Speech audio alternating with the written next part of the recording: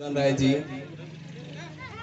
अभिभावक वकील राय, विदुर कुमार जी, अभिभावक जयनाथ प्रसाद, शिक्षक साथी राकेश कुमार यादव, सत्यनारायण माझी जी और परमेश्वर राम जी, और इस सभा में उपस्थित इस गांव समाज के सभी बुद्धिजीवी अभिभावक, आप सबने सभी वक्ताओं को सुना। मेरी समझ से किसी भी आयोजन का कोई न कोई उद्देश्य जरूर होता है। आखिर हम यहाँ उपस्थित हुए हैं, उसका उद्देश्य क्या है? आपके सामने बैनर लगा हुआ है और बैनर पर लिखा हुआ है श्री संत शिरोमणि श्री रविदास जयंती समारोह। आप ध्यान से उस बैनर को देखिए, उसके बीच में एक धुंधला तस्वीर आपको दिखाई देगा जिसमें एक पुरुष और एक महिला भी है। आखिर वो धुंधला क्यों है? आप सबने समाज में, समाचार पत्रों में, टीवी में रोज सुनते होंगे घोटाला। हमारे समाज के साथ भी घोटाला हुआ है। जानते हैं क्या घोटाला? इतिहास घोटाला। और आप जो भी लोग थोड़ा भी पढ़े लिखे हैं वो जानते हैं कि किसी भी समाज का उत्थान, विकास तब होता है जब उसे अपना इतिहास पता होता है। संत रविदास जी का जन्म बहुत प्राचीन काल में नहीं हुआ था, लेकिन कहीं भी आपको उनके जन्म तिथि को एक रूपता में नहीं दिखाया गया। जैसा आप लोगों ने सुना, सब लोगों ने बोला कि कोई 1383, 1398, 1400, 1433, इस तरह से अलग अलग तिथि दर्शाया जाता है। न उनके पिता का नाम स्पष्ट दिखाया जाता है, पिता के नाम में भी विरोधाभास है। दो नाम उनके पिता का आता है, माता का नाम 3-4 आता है, कलसा देवी, कर्मा देवी, गुरविनिया देवी।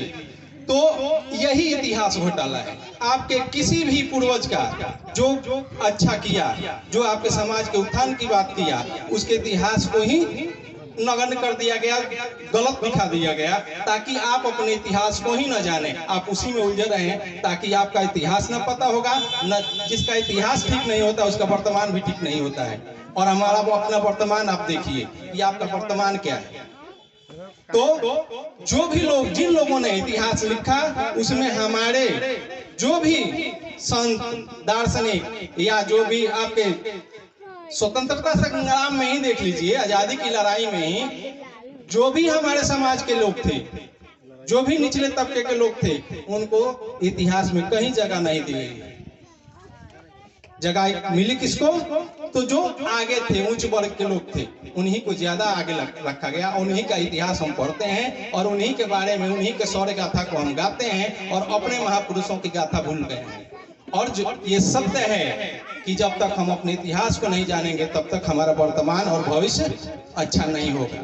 तो ये जयंती मनाने का एक ही उद्देश्य है कि हम अपने महापुरुषों को, अपने संतों को, अपने आदर्शों को जाने, उन्हें पहचाने और उनके आदर्शों को लेकर और आगे बढ़ें, ताकि हमारा भविष्य खराब हुआ, हमारे बच्चों का भविष्य न खराब हो, उनका भविष्य उज्जवल हो। उन्हें हम बताएं कि हमारे भी पूर्वज, हमारे भी संत ऐसे थे, हमारे समाज के लोग ऐसे थे। जैसा कि विद्यासागर ने आपको बताया कि इनके पिताजी का काम क्या था, तो वो जूता बनाने का काम करते थे और उसी काम को रैदास जी भी किया करते थे। लेकिन इनके अंदर एक प्रतिभा थी, एक समझ थी, जिसके कारण उन्होंने जो भी पढ़ा उसे गुना। पढ़ा ज्यादा नहीं पढ़े लिखे थे, लेकिन जितना पढ़े उतना गुणे थे और गुण के कारण ही उन्होंने अपनी समझ को विकसित किया, अपने समाज को देखा और उसे अपने समाज को आगे बढ़ाने के लिए जो भी यातना सहनी थी, जो भी कष्ट सहना था, जितना धिक्कारना था लोग धिक्कारे, उनको गाली दिए, लेकिन अपने समाज के लिए, अपने लोगों के लिए, अपने उनके जीवन स्तर को सुधारने के लिए हमेशा वो समाज सेवा में लगे रहे। इस यही कारण था कि वो पूजा करते थे। और पूजा करते थे, तो कोई भी उन्हें मूर्ति पूजा के लिए कहता था तो वो मूर्ति पूजा नहीं किए, कभी भी मूर्ति की पूजा नहीं की। पूजा किसकी की है? तो गंगा जी की पूजा की है। गंगा क्या है? प्रत्यक्ष है। गंगा प्राचीन काल में भी थी, आज भी है। बाकी किसी का अस्तित्व था या नहीं था, ये भी बात की बात है, उस पर हम नहीं जाएंगे। तो संत रविदास जी के गुरु बने कौन? रामानंद। और रामानंद कबीर भी उनके गुरु थे। अंत में जब इनके संत के प्रभाव को देखा तो मीरा, जिनका नाम आप लोगों ने सुना होगा, मीरा जी इनकी शिष्य बनी थी। तो जब मीरा इनके शरण में आई, इनके को गुरु अपना माना, तो वो किस समाज से थी? क्षत्रिय समाज से थी। उनको घर से निकाल दिया गया, छुआछूत ये प्रकाष्ठा थी। और जैसा कि ओम प्रकाश शाह जी ने बताया कि इन्होंने गंगा को पूरब से पश्चिम बहने के लिए कहा और गंगा ने वो माना था। उसी तरह ऐसा माना जाता है कि जब वो जूता बना रहे थे और कुछ लोग गंगा स्नान के लिए जा रहे थे, तो एक ने कहा कि चलिए रविदास जी आप भी गंगा स्नान कर लीजिए। तो उन्होंने उनसे कहा कि मैं गंगा स्नान को नहीं जा सकता, क्योंकि मुझे बहुत लोगों का डिमांड है जूता बनाने का। अगर समय पर उन्हें मैं जूता बनाकर नहीं दूंगा तो ये मेरी प्रतिष्ठा की बात होगी, मेरा व्यवसाय जो है उससे प्रभावित होगा। इसलिए आप जाइए और मेरी तरफ से ये सिक्का गंगा जी को अर्पित कर दीजिएगा। वो ब्राह्मण या जो भी थे वो सिक्का लेकर गए, स्नान किए अपना, और अंत में उन्हें याद आया कि नहीं, रविदास का भी एक सिक्का मुझे समर्पित करना था। उन्होंने जैसे ही वो सिक्का समर्पित किया तो गंगा जी ने अपना हाथ बढ़ाया और सिक्का हाथ में ले लिया, और अपने दूसरे हाथ से क्या दिया? तो एक सोने का कंगन उन्हें दे दिया कि ताकि आप रविदास जी को मेरी तरफ से दे दीजिएगा। उस व्यक्ति के मन में लालच आया, वो कंगन क्या किया? रविदास को नहीं दिया। और वो भी क्या था? पिछलगू टाइप का आदमी था, प्रशंसा पाने वाला आदमी था। और वो गया उस राज्य का जो राजा था उसे दे दिया कि ताकि मैं उसे दूंगा तो वो मुझे पुरस्कार देगा, मेरा मान सम्मान करेगा, और उड़ा कर दे दिया। राजा को दिया, राजा ने ले लिया, उसे अच्छा लगा और उसे बदले में कुछ मुद्रा या धन दिया और वो पंडित चले गए। राजा जब अपनी रानी के पास गया और रानी को वो कंगन दिया तो रानी ने कहा कंगन तो बड़ा अच्छा है, पर एक कंगन का मैं क्या करूंगा, मुझे दूसरा कंगन चाहिए। अब पंडित जी बेचारे इस लालच में दिए थे कि इससे मेरी प्रशंसा होगी, लेकिन दूसरे दिन उनका फिर बुलावा आ गया कि पंडित जी आइए, एक कंगन जहां से लाए हैं दूसरा कंगन मुझे ला कर दीजिए, नहीं ला कर दीजिएगा तो बुझिए आपका खेल समाप्त। अब ये पड़ गए चक्कर में कि मैं रविदास का सिक्का दिया तो ये मुझे मिला था। अब गए रविदास जी के पास, तो रविदास जी की देखिए बड़प्पन, वो जानते थे, उनमें इतना ज्ञान था, इतनी दैवीय शक्ति थी कि वो क्या होने वाला है भविष्य भी जानते थे और क्या हो रहा है ये भी जानते थे।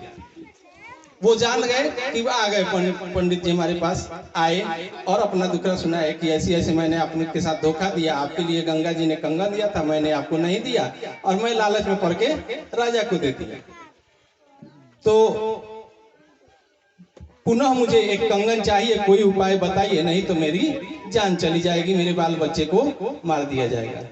रविदास जी मुस्कुराए और कहे कि मैं गंगा जी के पास तो जाऊंगा नहीं।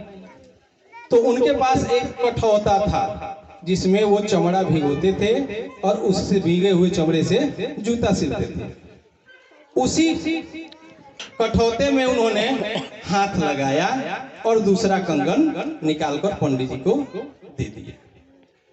तब से ही उन्होंने कहा कि मन चंगा तो कठौती में गंगा, मतलब आपका मन साफ है, आपका मन पवित्र है, आपके अंदर कोई दोष की भावना नहीं है, किसी से धोखा करने की भावना नहीं है, तो आपका जहां चाहेंगे वहीं गंगा है, वहीं भगवान है, कहीं जाने की जरूरत नहीं है।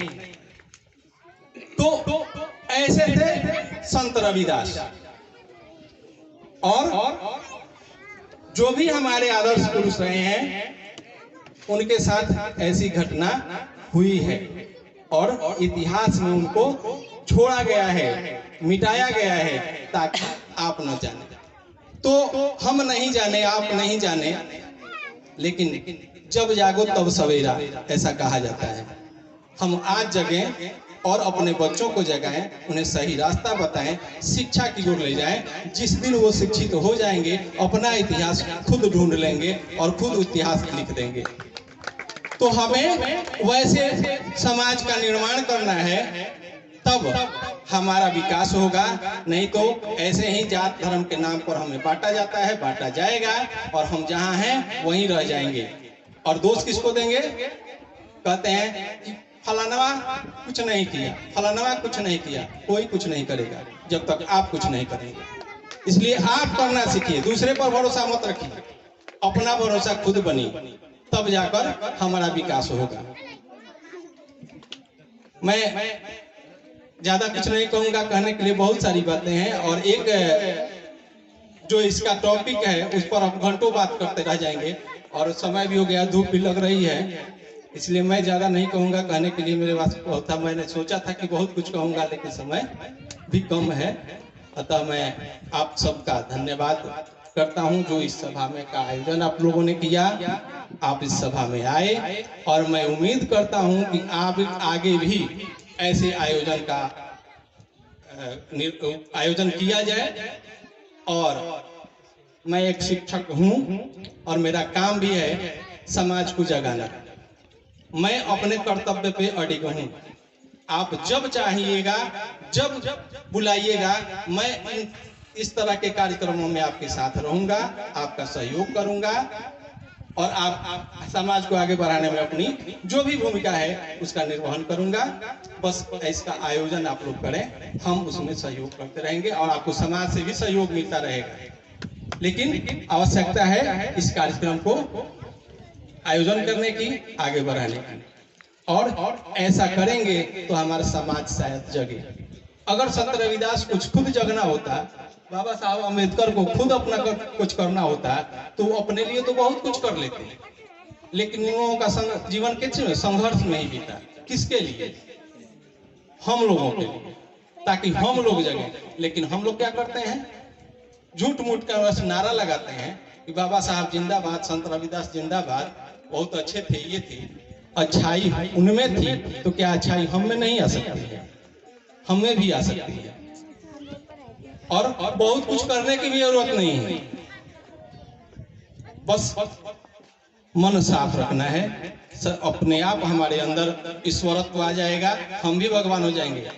लोग कहते हैं भगवान की पूजा, भगवान राम ने किसको पूजा था? रामायण में लिखा गया है, प्रातः काल उठ के रघुनाथा, मातु पिता गुरु ना वही माथा। सुबह जब भगवान राम उठते थे तो किसकी पूजा करते थे? माता पिता और गुरु की। कृष्ण ने क्या कहा? इंद्र की पूजा नहीं होगी, भगवान की पूजा नहीं होगी, पूजा करना है तो गोवर्धन की करो और गाय की करो। महान वही हुई। महात्मा बुद्ध का फोटो है, महात्मा बुद्ध ने किसको पूजा था? इसलिए सब जो भी आपका ग्रंथ है सब में लिखा गया है ईश्वर, भगवान ईश्वर में, इंसान में ही रहते हैं। हर इंसान में भगवान है और ढूंढते हम कहाँ? इसलिए अपने अंदर के भगवान को जगाइए, आपसे दूसरे का भला हो जाएगा, दूसरा आपका भला कर देगा और आप खुश हो जाएंगे, दूसरे भी खुश होंगे, पूरा हमारा समाज खुश हो जाएगा। इसलिए मैं ज्यादा कुछ नहीं कहूँगा, आप लोगों का बस धन्यवाद करता हूँ कि आप लोग इस सभा में आए, सभा का आयोजन किया। अब आप लोग प्रसाद खाएंगे और पुनः अपने घर जाएंगे। और मैं अंत में निवेदन यही करूँगा कि इन आदर्शों को आपने अंदर उत्पन्न कीजिए, बच्चों में इन आदर्शों को डालिए और बच्चों को शिक्षा की ओर भेजिए, शिक्षित बनाइए। हमारा समाज बहुत अच्छा करेगा, बहुत आगे बढ़ेगा।